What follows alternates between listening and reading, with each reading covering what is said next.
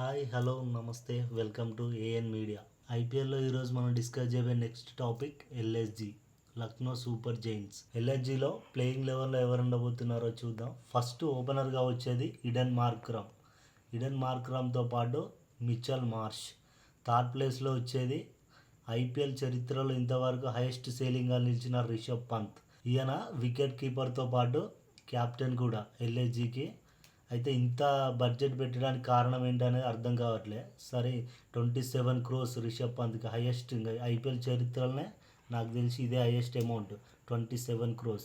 Fourth ప్లేస్లో వచ్చేది Nicholas Pooran. Fifth ప్లేస్లో డేవిడ్ మిల్లర్. సిక్స్త్ ప్లేస్లో వచ్చేది కరెంట్ తీగ చూడడానికి సన్నగా ఉంటుంది, కొడితే దీని అమ్మ షాకే ఉంటుంది చూసినా, అది ఈయనకే సెట్ అయింది, ఆయుష్ బడోని. నెక్స్ట్ ఎల్ఐజీ బౌలర్ చూసుకుంటే రవి బిష్నోయ్, స్పిన్నర్. నైన్త్ ప్లేస్లో వచ్చేది మోహిన్ ఖాన్. 10th ప్లేస్లో Avesh Khan. Last fast bowler Mayank Yadav. ఇది ఎల్ఎస్జి ప్లేయింగ్ 11.